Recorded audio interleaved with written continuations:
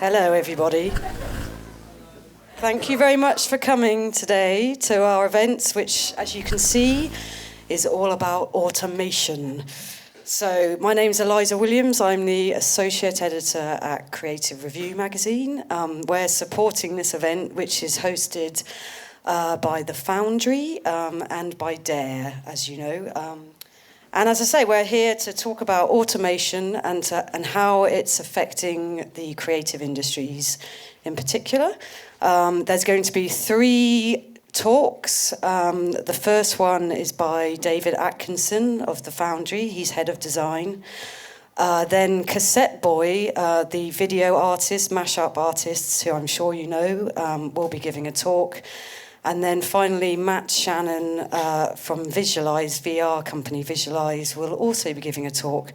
And then wrapping things up, we will have a panel discussion with all the speakers and me talking about some of the ways, during their talks, they're going to talk about how automation affects their work and also how it doesn't. And when in the panel discussion, we're going to try and get into maybe some of the thornier issues of automation and how it's the good things it's doing for the industry, but maybe also some of the tougher effects that it might be having on the industry and on craft and creativity. So to kick us off, we're going to have David Atkinson, head of design at the Foundry. Just to give you a bit of background, David has worked at Apple, Wieden & Kennedy, TBWA, and Saddington Baines. At the Foundry, he's charged with helping deliver software that solves creative challenges in the design industry. And today he's going to talk a bit about where he sees automation affecting the industry going forward. So over to David.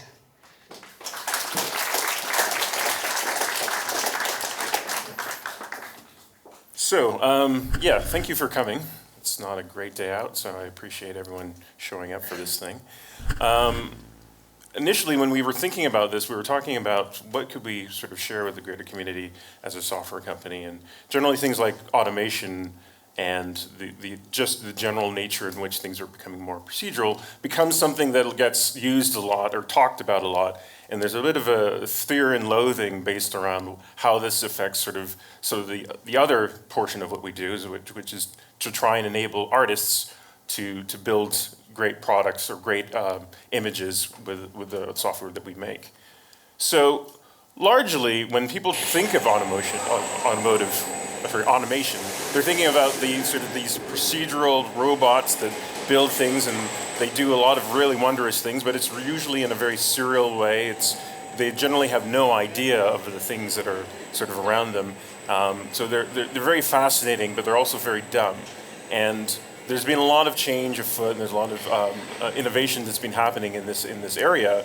And people still think of it as a very largely mechanistic way of being. So we start to see a little bit more exciting work being done in on the fringes. MIT have created this multiple robot that works basically through this way of being not necessarily tethered to a particular base, but largely very frequent, very fluent, and very able to navigate things in space, make decisions on its own. And we see this as being the beginning point by which we start to gauge this idea of automation. And it becomes very interesting because essentially you can see humanistic elements that are being drawn into this conversation, but still it's not necessarily about decision making. It's more about locomotion, trying to get from point A to point B in a more efficient way using some of the principles that have been learned through nature. So when we talk about creative automation, what exactly are we talking about? Now, there's obviously been, throughout the whole course of creativity and in the artistic community, ways by which people have tried to facilitate this idea of making things more automated. So everybody from, say, Rubens, a long time ago, through to Warhol, through to Damien Hirst, who have a large installation in the West Country. There's been always these attempts to try and figure out, is there a way that we can take the manufacturing aesthetic and bring it into more creative work? So, but largely what we find is that people start to think of this. When they start to think of this, they think of it more as a sort of automated process of a largely mechanical function. So we're only replicating sort of the execution portion of what people are doing, not necessarily sort of the cognitive skills. Unfortunately, this video doesn't seem to be playing, but effectively it's just a large articulated arm that writes out sort of cursive script. But I think one of the more interesting elements, okay, it's starting to work now, is when we start going into the idea of sort of machine learning or machine vision. So what we're trying to do here is we're trying to elicit this idea from from computers, an ability to do something that we take for granted, which is to recognize things and to identify them.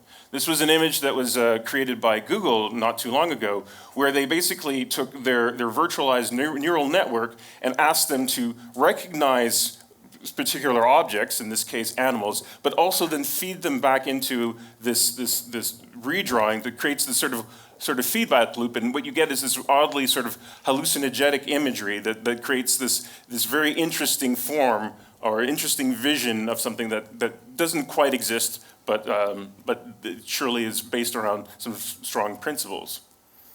And then we've all heard of the idea of sort of generated text, where we basically use sort of small streams, in this case Markov chains, to try and create this nature of new naturalistic dialogue.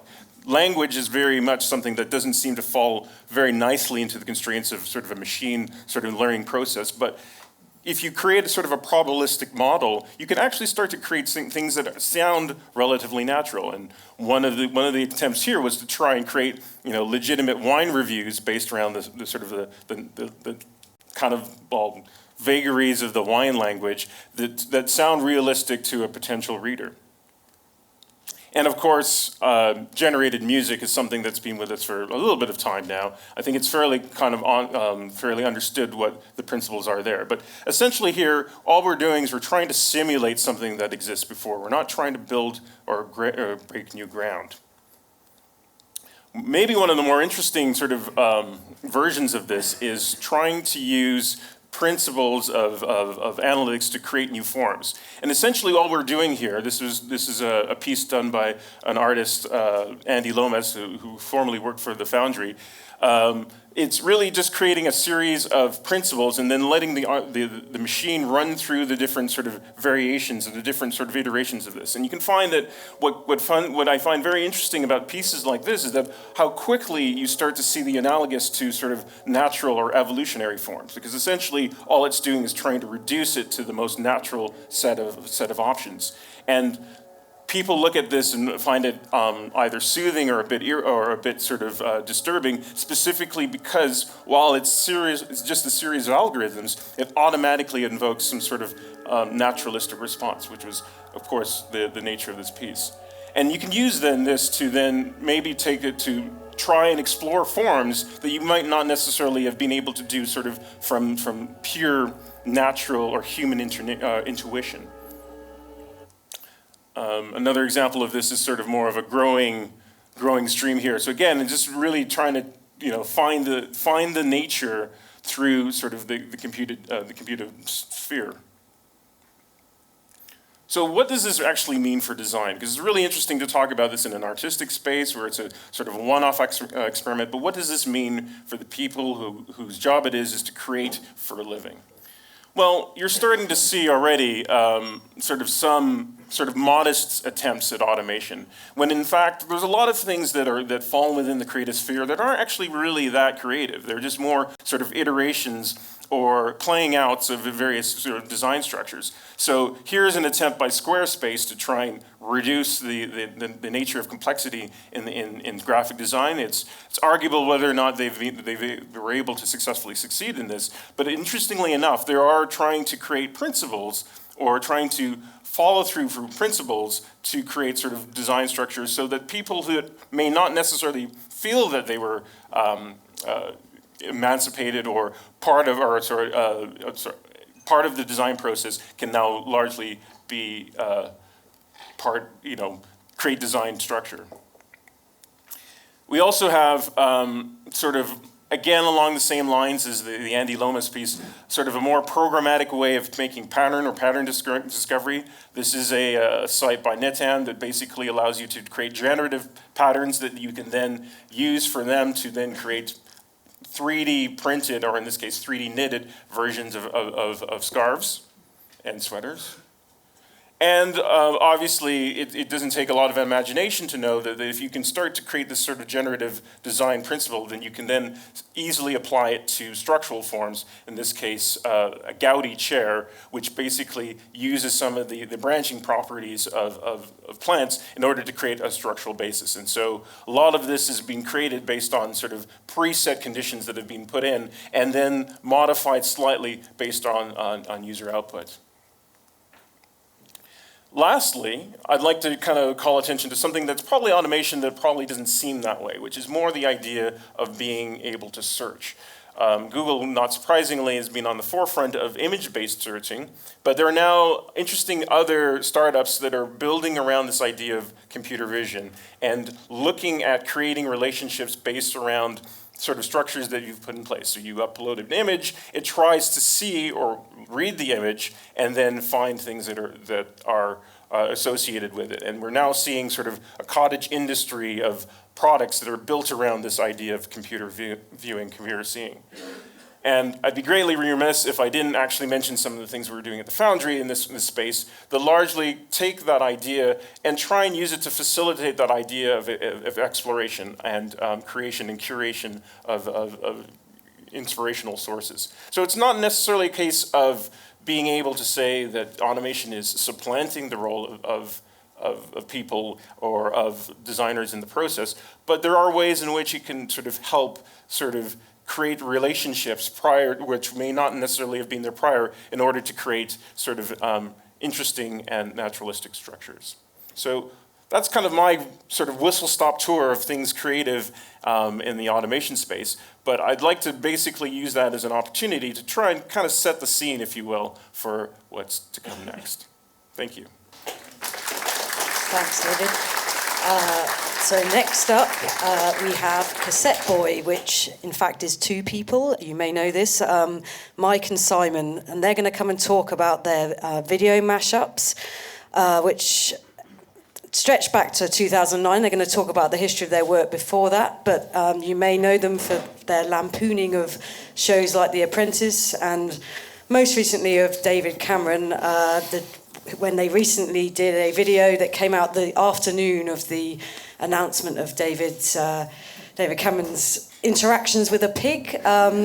They released Getting Piggy with It online within the same day, which is pretty impressive. So they're going to come and talk about how they do their work and how automation relates to that.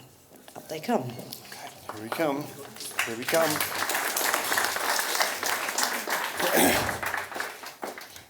Does automation relate to our work? Yeah. We'll see. Have you got the dibber? Yes. Yes. Okay. Hi. We are Cassette Boy. We basically take other people's copyrighted material and re-edit it without their permission. As such, we live in constant fear of getting sued, hence these ridiculous and rather ineffective disguises. That wasn't what was on the script. No, You I know. completely I'm ad-libbed jamming. that bit. I'm jamming. Okay, we're jamming. That's good. That's good. Okay, so today we're going to give you a very brief history of our work together and try and relate our work to automation. Anyway, we're going to look at the different technologies that have influenced, helped, and sometimes hindered our work. Obviously, we're more used to some technologies than others. Most people, if they've heard of us, the first time they encountered our work would have been in 2009 when we released a video on YouTube called Cassette Boy versus the Bloody Apprentice. And here's a brief clip of that video to give you an idea of the sort of thing we do. Let's get on with it, shall we? I've got a nice treat lined up for you. You might know that it's this very week quiet, is isn't it? London Fashion Week. I'm going there with my family. I want to be right on the catwalk, jumping and flipping backwards and forwards, packaged in the most horrible way, in tight panty girdles and a 30 quid skirt. And then I'm going to stand up and say, hello girls, how's my pants doing? Do you think that appeals to a woman? I don't give a shit. Can I ask you a direct question? Would you like to kiss me? Yes or no? No. Well, no, not no. Yes. Yes, no, I won't. Well, I'm asking you the question. Don't take it personally. You tell me. Do you want to kissy my mouth? Yes or no? The answer to that from me is yes. I like that answer. You're hired. I can't get over those lips. I love the lips. So you get the idea of that. But anyway, that. When we released that was pretty much the first time that most people will have heard of us. But we actually started working together 15 years earlier than that. So that was a long time ago. Back in those days, we weren't even called Cassette Boy. And the sort of work we made was very, very different to the video you've just seen. So that is the only photographic evidence of us working back in the day. One of us always had our tops off. That was a rule that we enforced very strictly. It was summer. It was hot. So we started making out compilation tapes for our friends. We used double cassette decks on normal hi-fi systems. The tapes we made were mainly techno music with little bits of talking cut in between the tracks. We'd loop words and phrases or drop in sentences that seemed ridiculous when taken out of context. This sort of thing. Belgium. Belgium. Belgium.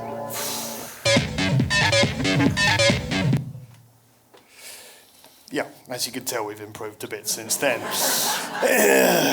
Anyway, we used our tape decks very, very badly. We abused them completely, pushing them beyond what they were designed to withstand. We'd be hammering the record and pause buttons every second or so to cut together single words at a time. Basically, we bust up a lot of tape deck. There was one that ended up making a horrible grinding noise every time it recorded, to the point that we had to wear headphones so we could actually hear what was going on to the tape over the sound of the tape deck's mechanism destroying itself.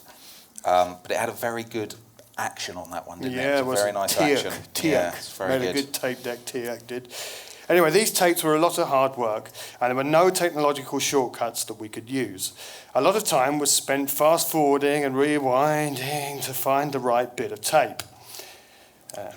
As the tapes developed, the techno music disappeared almost entirely, and we were left with just the vocal samples. This is a clip of one of our last tape pieces, which is a mashup of the TV chef's The Two Fat Ladies. This is the meat. This is the meat. Lovely piece of meat. Keep their meat going. Veal, pork, animals, chicken's liver, loin of pork, bacon, ham, pig's pork loves it. The liver embraces it. Beef stew. A rabbit stew. Soups and stewed, beef stew, beef stock, chicken stock, lamb stock. It's always a good idea to have a pie. Oh, dear. Anyway, the full version of that is 3 minutes long, so...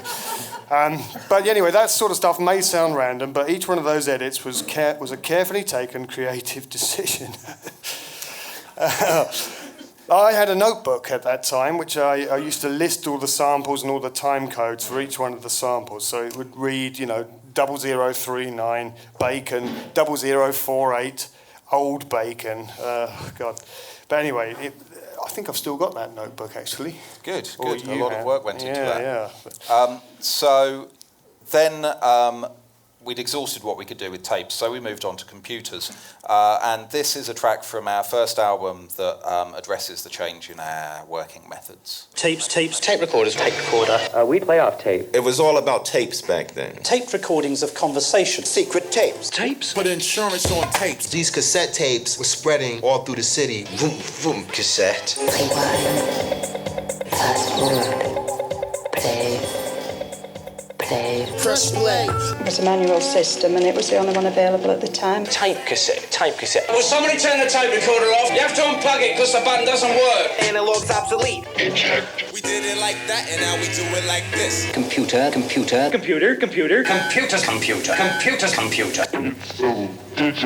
You need a computer to hear it. Computer. What's a computer? He took a computer course, he's a different lad. Wow, sound editing just gets easier and easier. That's why people are switching to digital. Get digital. Bring the machine right in, please. Just bring it right in. So although we'd moved on to computers, we were still stuck more or less to the aesthetic of the old tapes. We did a little bit of layering sounds on top of each other and a little bit of audio manipulation, but basically it was just one sample, then another sample, exactly the same as it had been on the tapes. Yeah, we weren't doing that much we couldn't do with a tape deck. We were just doing it more precisely, which computers obviously allow you to do. They also allow you to undo stuff, which we couldn't do on tapes. The other major difference was that we were now making our own music to put in between the spoken word samples. So we released 3 albums, and the changes between those 3 albums mirrored the changes in illegal file sharing software over that period, because that's basically where we got all our material from. Our first album still relied very heavily on spoken word samples that we'd recorded ourselves off the TV, because there wasn't much else out there on the internet at the time. We did a cut-up of Jamie Oliver, which was made from just one episode of one of his shows. That meant that years later we were able to track down that one episode and recreate the piece with added video, which this is a bit of. Do Lally, keep the windows open, wicked and all that, go into the old butchers, get the old chops, put them in the old dish, right. What I'm going to do is, like I put like a little sort of thing, and olive oil, stuff like that, and like the stalky bits, sort of stalky, yeah, stringiness, yeah, pomegranate, yeah. No, I don't have many good friends, you know, ones you can trust. Whack those in, whop them in there, whop that in there. I'm pretty damn simple. I'm a little tosser, I'm a little bit wet. I'm not too deep, nice. I mean, it's quite nice to have, like, you know, salt and pepper, yeah? Breadcrumbs, yeah? Retro salad, yeah? And it's just like, you know, I don't wash my hands, and you just kind of want to whack this in the fridge, whack it in the fridge. I'm quite mad. Styly. You're going to hold that against me, aren't you? Yeah. Oh, yeah. That's probably, you know, that's pucker. Nice, you know, it's great. Nice, really nice, just nice. You want it to taste nice. So that's nice, lovely. Lovely. And that's lovely. I'm doing a party for Bender the Aussie. It's his 30th birthday. I'm going to whack my old man right up his alley. Ooh, yeah. He'll like that. Do you know what I mean? Oh, doesn't he look young there? Oh, old quilt tongue. Anyway, as well as single episodes of The Naked Chef and whatever other TV we could manage to get our hands on, lots of the samples on our first album came from snippets of music.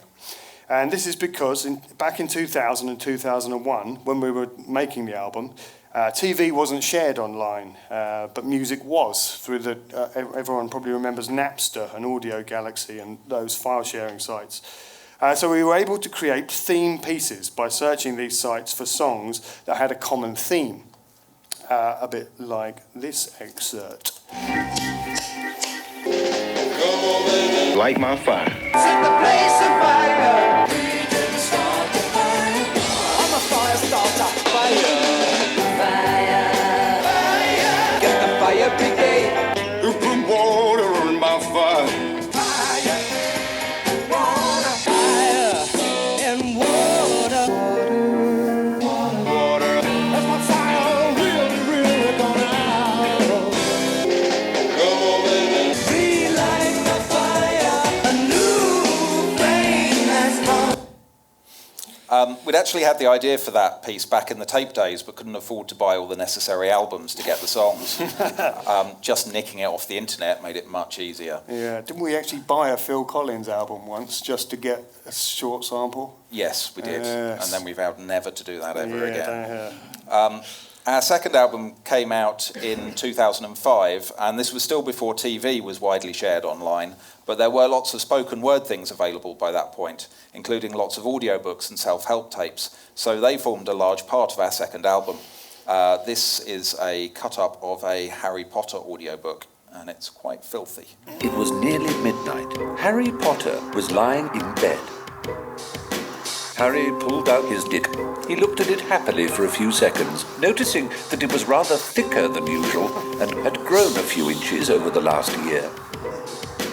Fingers trembling slightly, Harry grabbed his package and pulled. As long as he didn't leave spots of spunk on the sheets, his aunt and uncle need never know. Oh dear. So our last album came out in 2008, and by that point, BitTorrent had really taken off. So most of the samples on that album came from television. And if we had a good idea for a section or a bit, we could just keep downloading more and more episodes until we had all the samples we needed. Such as this. I have a dream of freedom and justice. I have a dream. Let freedom ring, let freedom ring. Hello. Okay, he was admitting that he thought you were very strong. slightly defiant. I hope to go back to the South with material prosperity and the riches of freedom. He's prepared to offer you £850. £850. Martin, deal or no deal? I refuse to believe that the bank is bankrupt. So I say to you, no deal. So throughout all those years, there was no real automation to our process. But going digital and using the internet did let us build on the work of others. People who digitized and uploaded audiobooks, or people who, for some reason, religiously recorded deal or no deal, converted it to AVI files, labeled it accurately so we could tell which ones we already had, and put it online. Yeah. We're trying to relate our stuff to automation now, aren't we? Yeah, we are. Yeah, that's good. Well, it is relevant. The new stuff is relevant. Anyway, soon after our last album came out, we made the move to video. The Apprentice video we showed you earlier went online in 2009 and instantly reached way, way more people than we did with our albums. The immediacy of YouTube and being able to upload a video and have people watch it straight away was very satisfying. However, it did mean that the days of long, extended, hour-long albums had gone. Now everything had to be a smash hit single. Or an attempt at a hit single, anyway. Yeah. So we're going to talk now a bit about how we made the Apprentice video and about how some of that process could have been automated, possibly. So there you see the timeline for the whole 6-minute video. Some of you may notice that we edit in Sony Vegas. That's because it's a sister program of the one we used to do our audio editing before we moved to video. And we basically opted for Vegas because the keyboard shortcuts were the same. And we've stuck with it ever since, despite the fact that no one in the industry uses it. And that's caused us endless problems when working on more professional projects. However, we're reluctant to change because our way of working has evolved to exploit Vegas's strengths. And like a painter with a favourite brush, we're a bit superstitious about changing our tools. And we're idiots. And we're idiots. Bloody-minded idiots. We're too lazy to learn Premiere or anything else. Yeah. It's mine. Yeah. So if you look at the screenshot, anyway, each tiny red line represents an edit. And there's about 200 different samples cut together to make the 6-minute video, but that is only a small part of the process. The video actually contains material from 48 different episodes of The Apprentice, and we only looked at the sections with Sir Alan or Lord Sugar in them, but it equates to around about 24 hours of raw materials. So the bulk of our time is spent watching that raw material, looking out for samples that might be useful. There might be intrinsically funny words like panty girdles, any word that's delivered in a particularly forceful or funny way, or just any vocabulary that sounds like it could be part of a joke. So looking at this next screenshot, over here on the right, that's the finished 6-minute video, and all the rest is 45 minutes worth of samples that sounded like they might be useful for the finished video, but most of them obviously didn't get used. So there's about 1,300 of those. It's hard to see how the gathering of useful material could be automated, mainly because we don't know what we're looking for until we find it. So it would be hard to train a human to help us collect those useful samples, let alone a machine. However, maybe organising the useful bits once we found them could be automated. When you're looking for the one time Alan Sugar says panty girdles in those 1,300 samples, it can take a long time. So if anyone knows anything about voice recognition software and would like to build us something, then that would be great. Yeah, I've just noticed I've got to read out your joke now. Okay. Oh, yeah. Yeah. Anyway, after collecting potential useful samples, we begin the next long and laborious process of finding the ones that will work together to make jokes. We never ever start out with a script in mind because it's most likely you won't find the necessary words for what you've written. So, like the Wombles, we rely upon making good use of the things we find. The things that Alan Sugar leaves behind. Who wrote this? Anyway, then comes the most boring part, like all that wasn't boring enough to start with. Generally, we'll find that we've got a joke almost working, but it's missing a few simple words, like because or and. When Alan Sugar talks about flipping backwards and forwards in tight panty girdles, it's the word in that we won't already have collected. When we made this Apprentice video, we had to listen back through our 45 minutes of samples, or worse, the original unedited episodes, until we found a nice clear in, which is harder than you think, as it's always the little joining words that are mumbled or run together. Thankfully, that part of the process is now partly automated for us. A friend of ours built us a database which contains subtitles for about 2,000 episodes of TV, including all of The Apprentice. So here's a screenshot of it. So you can see that you're able to search for subtitles that contain the word in, that only occur in episodes of The Apprentice. And then that brings up search results that show the full sentence that the word in occurs in. And we can choose the ones that look like they might be most likely, so the ones that look like Alan Sugar said them. And then the database will open those quotes in Sony Vegas for us. We still have to listen through them to select the best, so it does still take quite a lot of time, but we can find usable words much more quickly using this system. So yeah, they're slightly automated, but the scope for automation in our process is limited. Most of what we do really is about taking creative decisions, picking a subject for a video, collecting useful sounding material, and combining that material to make jokes. It requires an ear for dialogue and a sense of humour, but some of it is really just dull donkey work.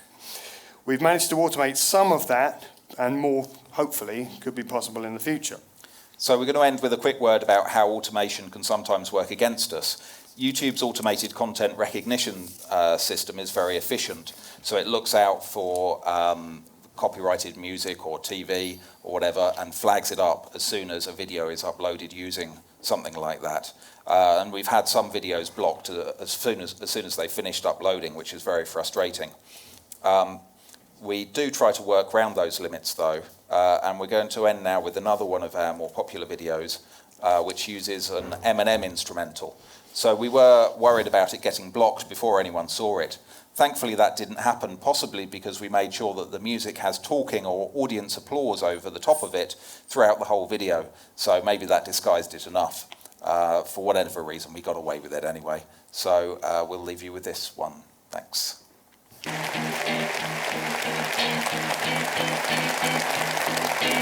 Thank you. We've been recording the music video, and it goes like this. I'm hardcore, and I know the score, and I am disgusted by the poor, and my chums matter more because we are the law, and I've made sure we're ready for class war, taking money from the man who works long hours, giving power to the tycoon in the glass towers. That is why I can look you in the eye and say this is the party of the motherfuckers. We don't care about the mother suckers because this is the party of the motherfuckers, and no, I don't think that's a dirty word. So let the beat drop. I come here with flows right from the top. Everybody knows if you work in a shop, we won't help you. And you know what? People rising from the bottom to the top has got to stop. We have the bravery to bring back slavery. Working in a supermarket is just the start of it. My friends, there is no job at the end of it. You will be working for your benefits forever. Let me get this off my chest, saying, yes, we are selling the NHS and we'll give you less. And that is just for starters. Even after privatising, sticking plasters, it is a social disaster that makes our hearts beat faster. Now, I am your master. The last thing this country needs is us, the Conservatives, worse than the alternative. We don't care if you're driven to despair. Don't you dare say it's not fair. I'm not saying it's not funny. It is for me. I've got loads of money. This is the party of the motherfuckers the country is run. For me and my mothers, this is the party of the motherfuckers. We just don't care about the mother suckers.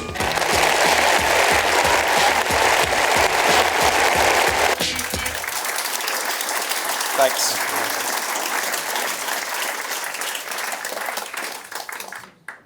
Thanks to Cassette Boy for a very funny talk. Now, our final talk today is Matt Shannon, who's followed me up from Visualize, who are an award-winning VR and immersive video company. So Thank you. Over to you, Matt. Am I on? Am I in? Yes.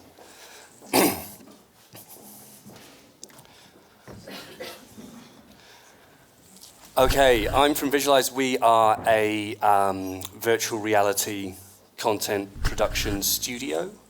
That's our logo. So we work in this cutting edge area of VR and 360 video production. Most of that is delivered on a kind of headset like this. And how many people have seen this headset? Is this just completely normal now? No? Everyone's looking at me blankly. Anyone? You've seen it? Show of hands? Yeah? Who's tried it? Who's actually been inside there?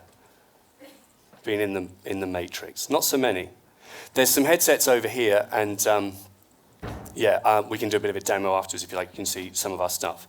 But I don't know if many people know this, but all this is a phone stuck into a kind of plastic box with two lenses in it. I don't know if everyone kind of knew that, but yeah. This is kind of part of what we're going to talk about in terms of VR and our work. But before I go into that, I might show you some of our stuff. So I think I just press this, and then we get the nice jazzy soundtrack as well. So what you're seeing here is the stretched out, what we call the equi-rectangular image that then is stretched into the sphere that you experience as a virtual reality in VR.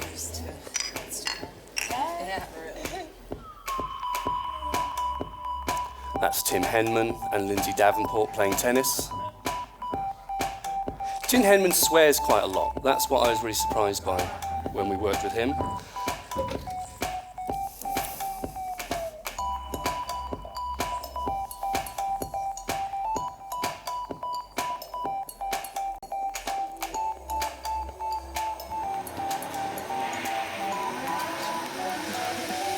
We should turn the music up, it's good. It like, yeah. That's a Lamborghini.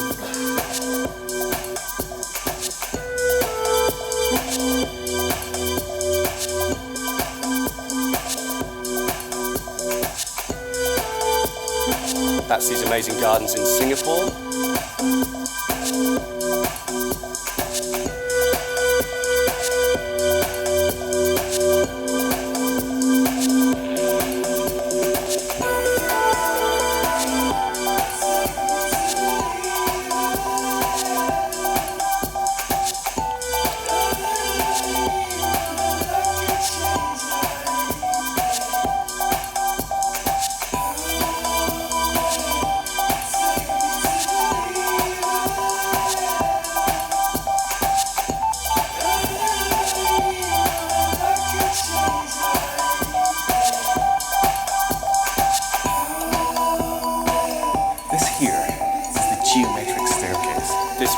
In the VR because you can look down with him, but actually he just sort of puts his head in front of you there. But this is the reel we've got in the headsets that we can have a look at afterwards.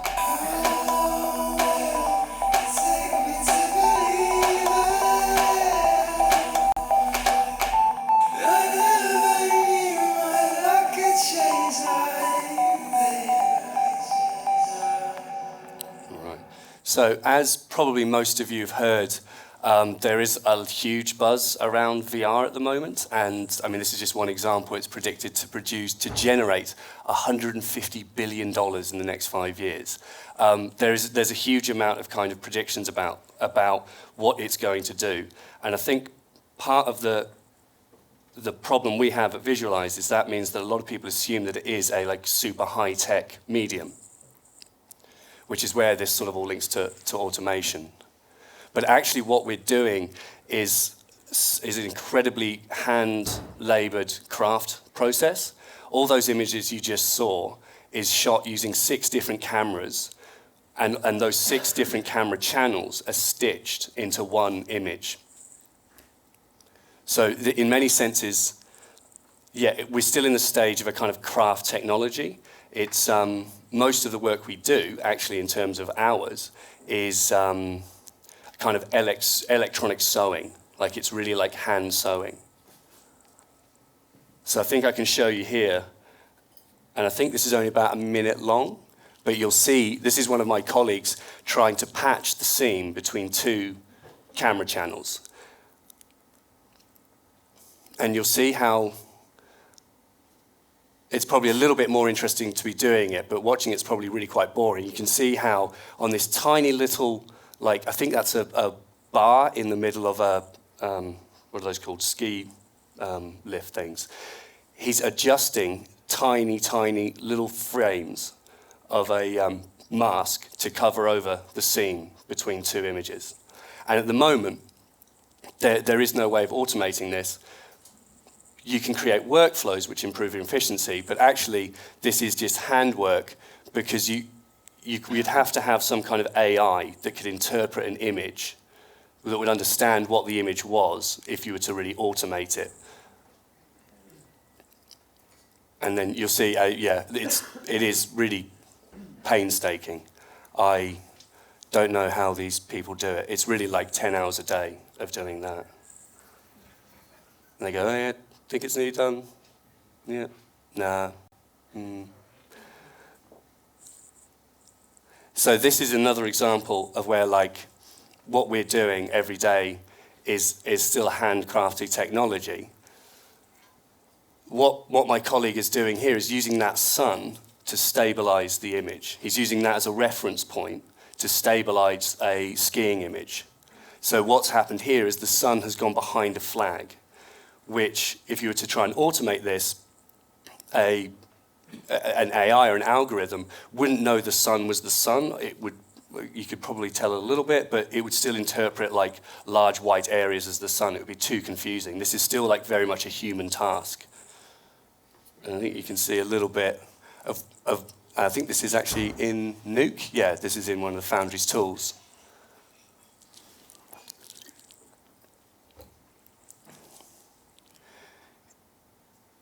Yeah, he's laboriously going through improving keyframing on that incredibly complicated path. And that path is following the sun. That path is then added to the sphere that you watch in the VR to stabilize it, if that makes sense.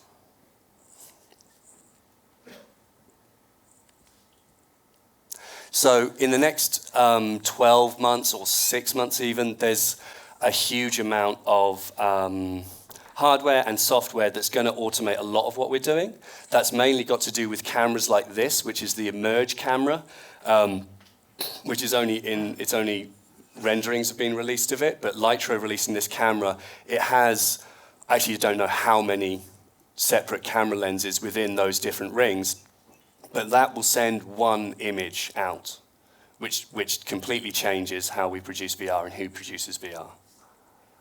So what that's going to do is bring costs down, sort of proportionally. Like, the costs of producing VR have been dropping like in the last 12 months, in the last 6 months even, because everybody producing it has developed their own methods, and there have been more releases, there's been more tools come out. So what's happening is the cost is going down, but at the same time, the creative expectations, as it's no longer just a, let's say, a demonstration of technology, all the same creative expectations of what any other media product would be able to provide are expected in VR. So we're finding that as our costs are dropping, actually our budgets are having to rise because of the expectations of our clients and the extra services we need to provide them. So the response in many ways to any automation has to be creativity for us. It's going to be a case where more and more producers are able to produce VR, so we need to be as creative as we can in how we develop a language, in how we make sense of VR as a product which is meaningful for people to produce, and even down to the minutiae of how we deal with things like edits. There's not really a language for editing in VR yet. This is one example here of a, we're pretty sure it works, but it's using physical interaction with the camera to edit images. So what's happening is here is you're a poolside scene, this beach ball flies up and hits the camera or your face when you're in VR, and then that cuts you to the next scene. That's a kind of small example of, a wider creative question. So what's next for VR is, as more uniform it becomes as a medium, like a language will emerge. And this is going to be something where there could be a moment like what Citizen Kane did for cinema some 60 years ago. VR will become a language that is widely understood. It'll become a language which is widely accessible by all content producers. It's going to be even a language which is accessible by user-generated producers. There are new cameras coming out, which are effectively just like iPhones with 2 lenses on either side. So what we're kind of waiting for, I guess, in VR overall is a moment when the language becomes public and is no longer kind of niche to small groups like us. But I guess for us to succeed in that, yes, we need to use the efficiency of automation to drive our creativity. And I think that's me. Yeah, that's me.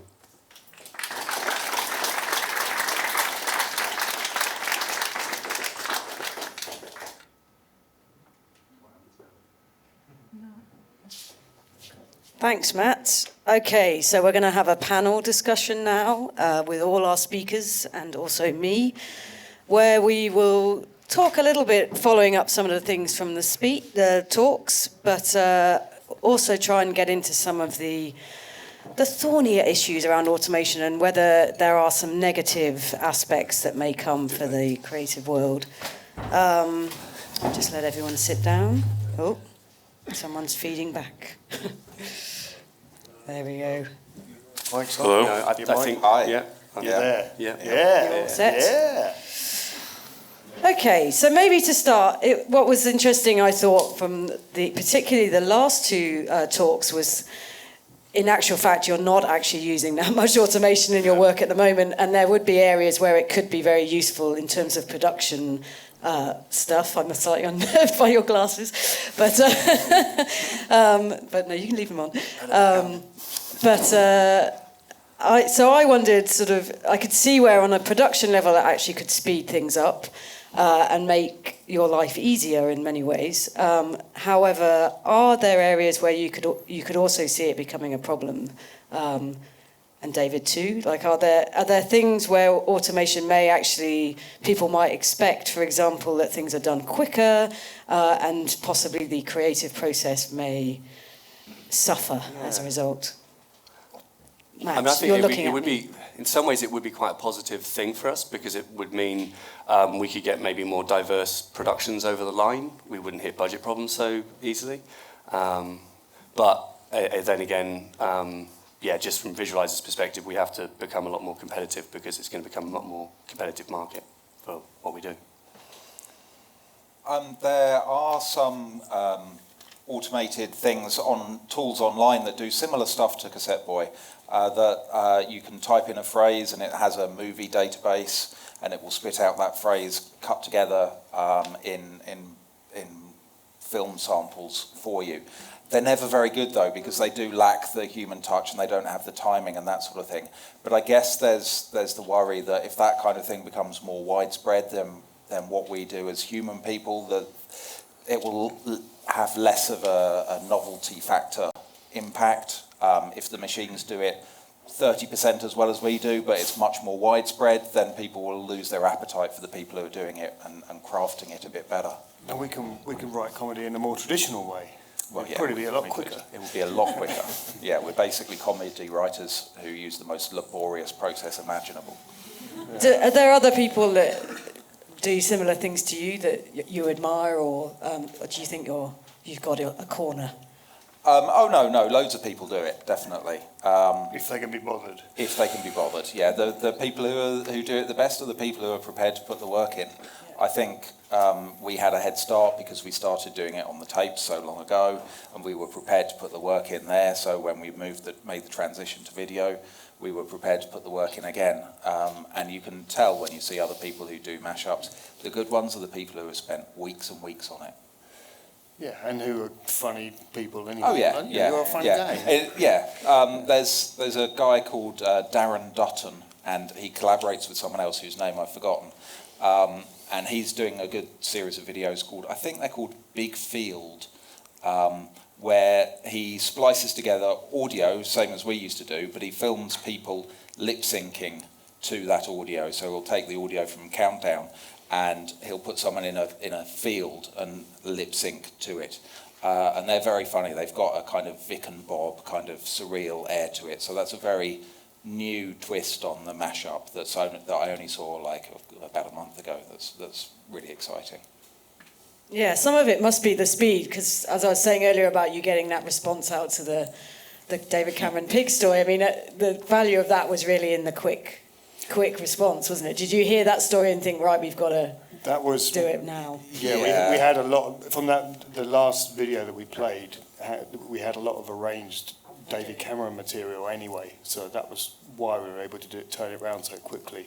Yeah, if it had been a story about George Osborne or anyone else, we wouldn't have been able to do it. We had the I mean, God knows what the stories about George Osborne are like, but but yeah, we had like 5 hours worth of David Cameron speeches, and it wasn't in our database because we don't have the subtitles, but we do have a Word document that's 80 pages long that's transcripts, and we've got markers in the video files so we can find the material quite quickly.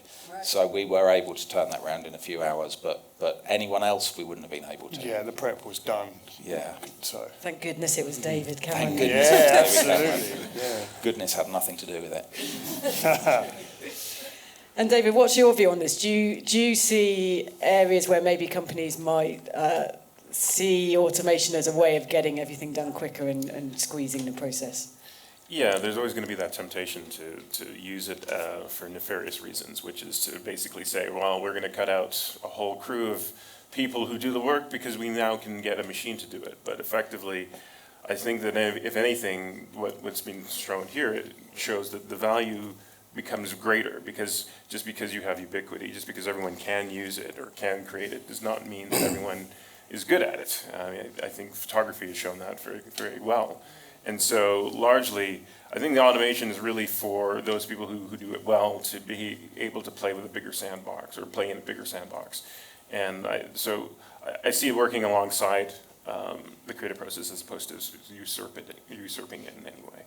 Absolutely. I mean, looking at your video, when the people were spending 10 hours a day stitching together video, I just equated it to the magic marker tool on Photoshop. You know, it's the same kind of thing, right? Where you click and hope. Yeah. The computer. It's, shit, I'm going to cut this out. Cut this out. Back 3 stages, try it again. Because the computer can't actually decipher Princess Diana's hair or whatever it may exactly. be. You know? Yeah. Well, it's trying to. But if it can, if you could, like you said, if you can develop a tool that actually can cut out images on Photoshop. Yeah, there's no glory in spending the time doing that. There's no glory, no. So if that was something that could be sort of made faster, then that theoretically means you spend more time actually developing the idea. Yeah, so absolutely. In most creative processes, a lot of it is just boring stuff that if you can. It's why people like Damien Hirst has the ideas and then pays someone else to make the work. Exactly. If you could get a machine to do that for you, then that would be cheaper for Damien Hirst, I guess. He's got enough money. Yeah, it's all about making it cheaper for Damien Hirst. Is there a risk? I know in the design world and to a certain extent advertising, there's brands maybe that think, with Photoshop and things like that, I can do it myself. I can make my own, but I don't need those creative agencies that are very expensive to do this stuff for me. I mean, is that a risk you see coming in, or is it really that the result of that work isn't as effective, so therefore that's not going to happen? To be fair, I mean, if you feel threatened by somebody coming in who has no experience in your field, has no sort of depth of knowledge to be able to usurp your job immediately, then I suspect you're probably not very good at your job.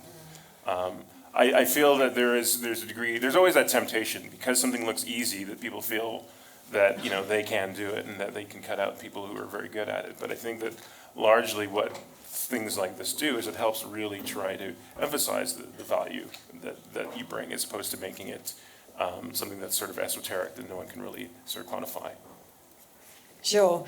And do you see any kind of interesting ways in which automated systems have been used? I think we were talking earlier about good examples in advertising where maybe automation has aided the process, and one of the examples we discussed was the recent BA. I don't know if everyone saw that, but there were these, it's a couple of years ago now, I think, but there were some posters that were in a couple of places in London where the posters responded to flights going overhead, and a child stood up and pointed at the flight.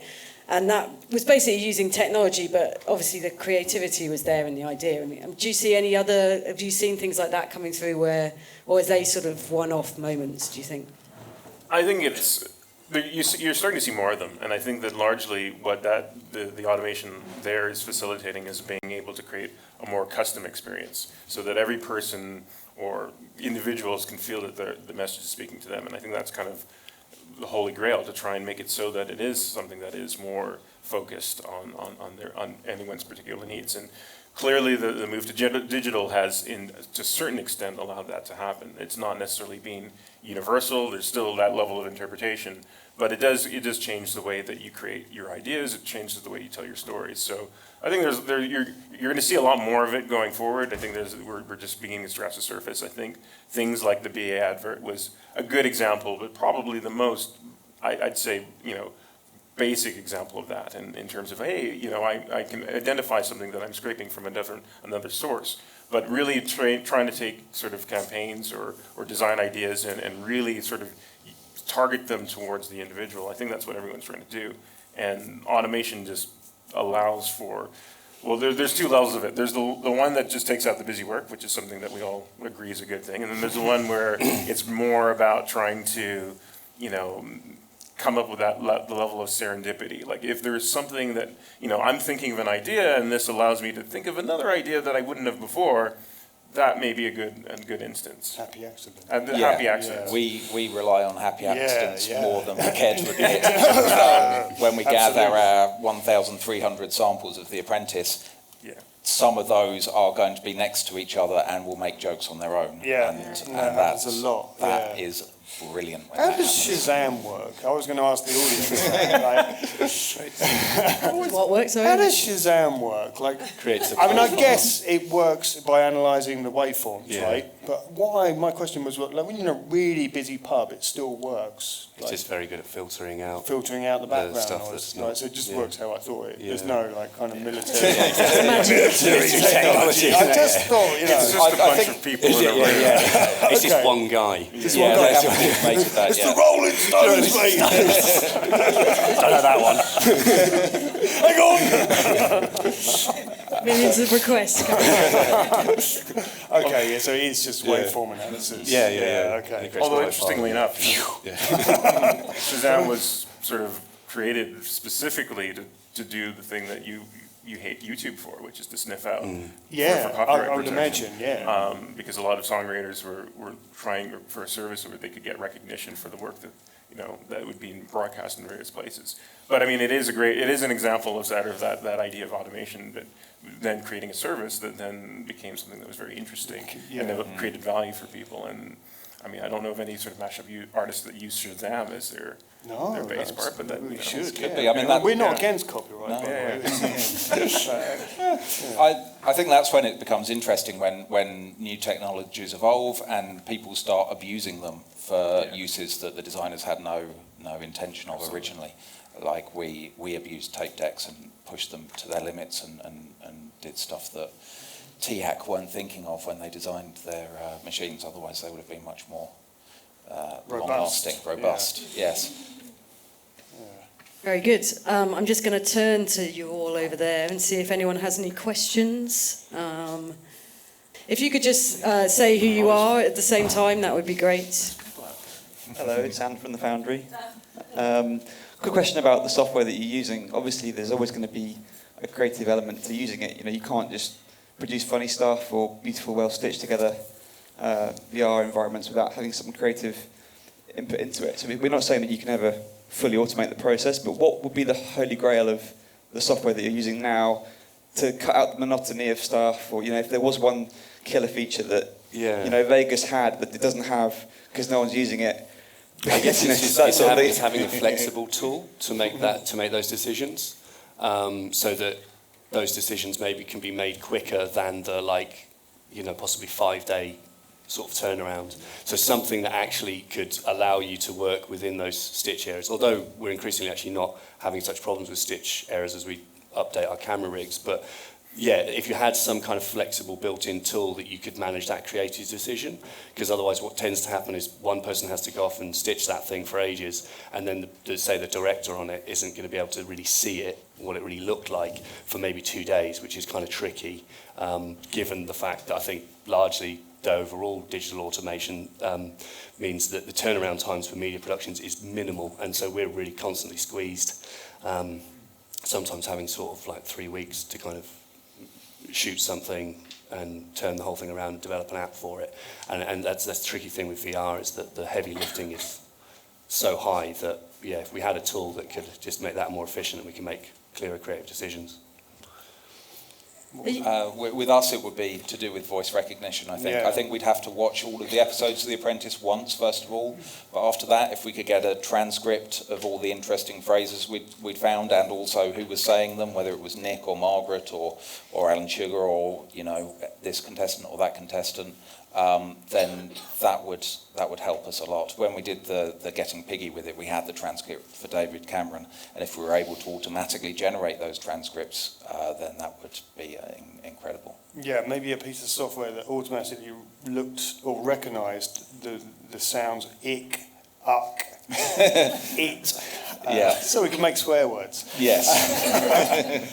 Yeah, maybe, I don't know. But yeah, it would be difficult to build a piece of software that had a sense of humour. Hopefully it would. Terrifying anyway, as well. Yeah. Do you ever have any feedback from your subjects? I mean, did the apprentice, Sir Alan, ever given you a... No, he's been asked about it in interviews a lot, and he kind of grins through gritted teeth and pretends that he enjoys it, but I don't think he does. He's bored of it now, isn't he? He's bored of it, I'm bored of it now. Yeah. He's bored of a lot of things, I think. Yes, yeah. But we're doing a series of news cut-ups for The Guardian every month this year, and the newsreaders that we mash up tend to respond very positively on Twitter. Not the Sky News presenters, though. They're very humorless. But the Channel 4 guys are really into it. I was going to say, it must become a sort of mark of some kind of respect, right? If you do. It depends what we make them say. I doubt Nigella Lawson is thanking us for making a ride on a Greek man's. Point taken. Yeah. And Matt, just wondered with the VR, when you started that, you were talking about how obviously the vision is that this will all be very accessible to all of us very soon. I'm sort of interested where does a lot of your work get seen at the moment? I mean, are people beginning to use it at home on headsets? It's still not quite at that point. I mean, none of the headsets are really consumer yet. Anyway, so, I mean, even the Gear VR ones like that, I think Samsung's releasing them early next year, like the first quarter of next year, and they're going to be a bit of an updated design from that. But yeah, it's a really big question mark, and even though I work with VR every day, I'd say I probably wouldn't say I know what's going to happen with it. I have most confidence in what will happen is that the type of image that it is will become more integrated into all other areas of digital media we kind of interact with, or maybe it's more common on websites to use this type of imagery. Maybe it's more common to use, say, iPads to explore images. The idea that everyone will sort of be wearing these headsets, I don't know, I think that it's still a point of conjecture that the future everyone will have a phone strapped on their face. So it's going to be a while before The Apprentice is broadcast in VR, because that is going to make our lives much more difficult. Strictly Come Dancing did a VR broadcast. Did they? Yeah. Live streaming. They did one already, you said? Yeah, live streaming is something that's coming out kind of more. It has been around for a bit, but yeah, it has a terrible tendency to go wrong. It's rather famously went wrong. I'm not sure if everyone saw when a guy in Australia was going to watch his child be born distanced by live stream, and it didn't work. Well, because he wasn't there. Yeah, he wasn't there, so he was going to watch this VR live stream of his child being born. So he missed the process, is that? Well, he missed the whole thing because that's a really bad idea. The Wi-Fi cut out. And tech is not a crucial moment. Yeah. There's that's one of probably maybe 15 different kind of categories that are opening up of just different areas. And I think only the headset's going to be one part of that, and yeah, we'll see many more. Very good. Anyone have anything else? Man at the back there. Hi, it's John from Dare. I guess I don't know if it's a question, but more possibly a sort of discussion point. But do you think that perhaps the undo is the most important automation, effectively, because that allows you the confidence to try things multiple times, loads of iteration? That actually, that sort of confidence to fail happily is the most important thing in automation. Oh, can I say something here? I always, it's mad you say that. Like, if I've been working on a computer for a few hours, like, and then I go downstairs and make a cup of tea and then spill a little bit of tea on the floor. Does anyone else ever had that where you just like Control and Z, it's real life? Yeah, I think you're right, basically. Yeah, when we made the move from tape to computer, people said it must be much quicker and easier now. And no, it's absolutely not, because we can try something and undo it, and try it and undo it, and the actual process took much longer. The end result was much better because we could experiment a lot more. But yeah, undo is my most used keyboard shortcut by a mile. And sorry, I forgot. I made sure that it's Apple and Z, isn't it? It's not.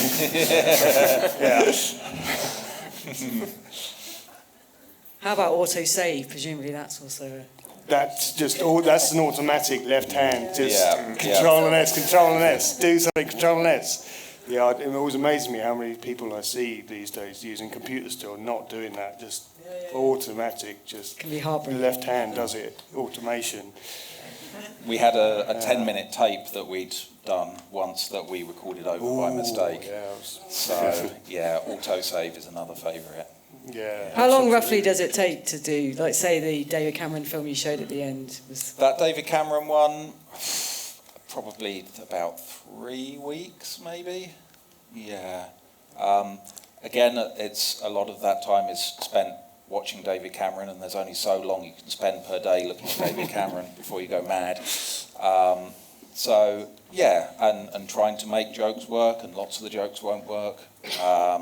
So there's a lot of experimentation, and also editing down as well. There probably could have been, an extra minute in there of stuff that was almost working but not quite, or not quite as good. So it's good to give yourself a bit of a break from it and then come back to it and go, actually, no, that bit's not very good. Control and Z. Control and Z.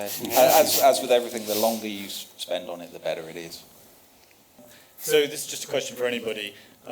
So when you started your careers in whatever it is you do, is there any craft skill you had at the beginning which has gone away because of technology or automation that you actually miss? Good question.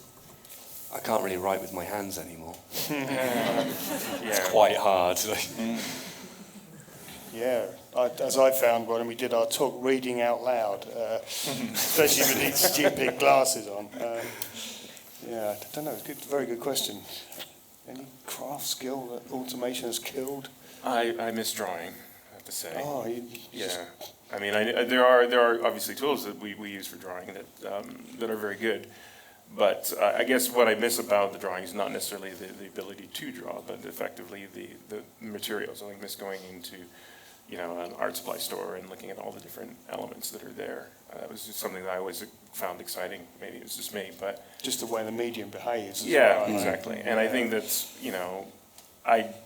obviously you trade off things. Having an undo means I can explore more. Yeah. But then I do miss the physicality sometimes of the actual thing that I'm working on. Yeah, and the serendipity, presumably, of unexpected moments. Yeah, I mean, I like to think that all of my ideas are mine, but essentially some of them are happy accidents. Yeah. And I think that when you start doing things in a more digital fashion, you get to do more, but it's more deliberate. Yeah, when we were working on tapes, there was a live feel to it. It was actually someone physically moving and pressing the pause button at the right time, and that was quite thrilling when you did a really, really tricky edit and you managed to pull it off. And that's all completely lost in the digital world. But I think I hate to think of it as more losing trading, because essentially there are certain things that I liked about it that frustrated me as well. That with the digital world I don't even have to think about because they do well. So I think people sometimes try to pair the two off as a competitive thing, but it's really it's just a different way of things. There are a lot of things that are good about it, and there are a lot of things that you lose. But ultimately, the essence of who I think we are tries to transcend whatever thing we're trying to do, and I think that's essentially the base point for all creativity, is that it'll find a way out regardless of whatever. You gain a lot more than you lose. Exactly. Absolutely. But yeah, there probably are things that you lose. How about you? Can I turn the question back on you? Or No, I'm sort of thrilled by this world because, thank you so much. Just because I'm one of those kids who was at school was told, I'm sure you're very creative, but you're just actually no good at drawing. You should not do art, you should do maths instead. And I quite like the digital age because it's going to come back to me at a point where I say, it doesn't matter anymore that I can't draw. It doesn't matter that I don't know how to use a camera properly. I can produce a lot of material, and then I'm left to my own judgment about my creativity, about what I've created and produced with it. It doesn't require craft skill. Yeah. So for lame people like me, it's a godsend. Yeah. As long as the end result is good. Right? Yeah. What about automation in checkouts in supermarkets? Oh. Yeah, those voices are hearing over. Unexpected item in the back. Yeah. You don't get that with a human being. I thought you should do a video with that. Yeah, anyway, that's... Sorry. Is that a note to end on? I don't know. Does it have one here? Sorry. Hi, Gareth from Case Europe. Just actually a follow-up question to the guy next to me. How do you keep your skills up to date for the new technology then, not just what you've lost, but what technology is coming? Have you got any tips on that? We're terrible at that. We are still using Sony Vegas 8, and I think they're up to Sony Vegas 13 by now. Mainly because we're not interested in learning how to use new software. We're interested in creating the work as quickly as possible. So there may well be a version on Sony Vegas 13 that has voice recognition, but we wouldn't know about it. Because... Why they got to keep mucking about with everything? Exactly. Actually, software guys, seriously, it's all fine to change the look of things, but when you start messing around with keyboard shortcuts that people have learned, eBay, they're the worst for that. Every day you log onto eBay and it looks different. Like, what is that? Like, do you know what I mean? I know what you mean. Yeah, exactly. Okay, software guys. Is there a risk that... Don't mess about too much 2010. with them. Yeah. Will your version eventually die a death, though? And then what will you do? Yes. I don't want to be the voice of Vegas 9. We'll have to upgrade to Vegas 9, yes. But in a serious answer to the question, we should probably be talking to you and finding out. Yeah, do VR. I guess it's just constant videos. experimentation and constantly, we have people that just work on, I guess everybody that works with us, part of their job's R&D, so they're just always looking for new ways to do what they do, because there's no one that you can really learn from. We've really got to invent it. So yeah, just keep. The VR videos open in Vegas 8? They don't. No, they don't. Can you get HD in Vegas 8? We can't get anything. We have to convert. It won't even open an MKV file. Really? Yeah, we have to convert everything. How about you, David? Keeping up to date is kind of a full-time job, really. Exactly. It's one of those things that you... I don't want that to be my full-time job. I meant that in a good way, but no, yeah. But I think it's one of those things where I think you just have to be just naturally curious, and as such, as a result, I think it's always important to understand what it is you're trying to do. I think there's a lot of people who like new technology for new technology's sake, and there's a lot of people who are like, well, if it makes my job better, then I will invest time to learn it, because I don't want to spend time doing the dull bits. So ultimately, I think that for me, the sniff test is, well, does it speak to me on a level other than the fact that it's new? And if it does do that, then I'm more interested in finding out a bit more about it, and then I get completely immersed in it because I think it's really interesting. But if it's just sort of this is the latest thing of X, and it's got more megapixels or whatever, then inherently I'm not as interested. But I think it's one of those things where you have to kind of be somewhat open-minded, specifically because the nature of what we do and the nature of the world we live in, these things do change really quickly. And if you're not interested in that, then it is hard to keep up. But if you're naturally curious, I think you'll always find something of interest. Yeah, I think there can be a risk sometimes, though, that people rush towards new technology because of the glamorousness of the new tech more than the creative. Yeah, there's a lot of, you know, if you flip through like a T3 magazine, there's a fetishization of the new technology that sometimes can be a bit much. But, you know, that's not necessarily to throw the baby out with the bathwater. There are a lot of really new and interesting things. I mean, I like personally technology that's a bit rough around the edges that are, you know, like the MIT animal thing. I find that intriguing just because you know, I don't even know what the practical application of it is, but I like the fact that it's just, you know, it's kind of that nice intersection of craft and technology that I find really fascinating. But beyond that, you know, new versions of X or new versions of Y, they really have to have a good meaning for them. Bring back the GIF file. Hasn't gone away, has it? There's a lot to be said for a good GIF. Anyone else? No? There's one right at the bar. Yeah. Oh, sorry, the lights are shining at me. George from Dare. Question about live streaming and VR. Instinctively, where do you think it will be most, effective? I don't know. I mean, that for like events, I guess, is the first one. I think like say like the Olympics. You know, if you could be in the centre, say, of Danny Boyle's big, opening ceremony, you could put a camera right in the middle of that, and you could be right in the centre of that stage. So that's, I think, like initially, music events, public events is the first and most appropriate. But of course, I guess Apple TVs now have like an ability that you could swipe around using their new controller, so you could actually stream through Apple TV, and I don't know, maybe in the House of Commons, you could be like in Question Time or whatever it is. So it's really taking someone into a live event where they couldn't go, or if it's possible to be. Pornography? This is a very large area. Had to come up. Automation and pornography. That's the next talk. It's military and porn. Yeah, military and porn. It's mainly military and porn uses. You could be there. I mean. You could be. Yeah. Would you want to be there? Would you want to be there? Just have to decide. I just said the word. But yeah. Hi, Roxanne from Dare. My question is VR. Who makes up your kind of typical client base? Is it agencies coming to you, or brands, or how does that work at the moment? I can't see where you are. Where are you? It's about 50-50. It probably is about half and half, working through agencies with brands, but quite a lot of brands do come to us directly. Or large organisations, charities and so on, will come to us directly. But you do a slightly different kind of production normally for direct with a brand rather than through an agency, because there's probably not like a creative director that comes from the brand or anything like that. So normally it's a slightly different type of production we do for a brand directly.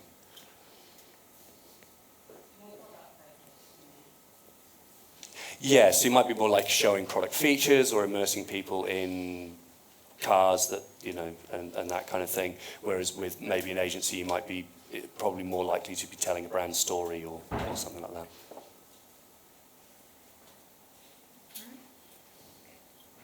Very good. Okay.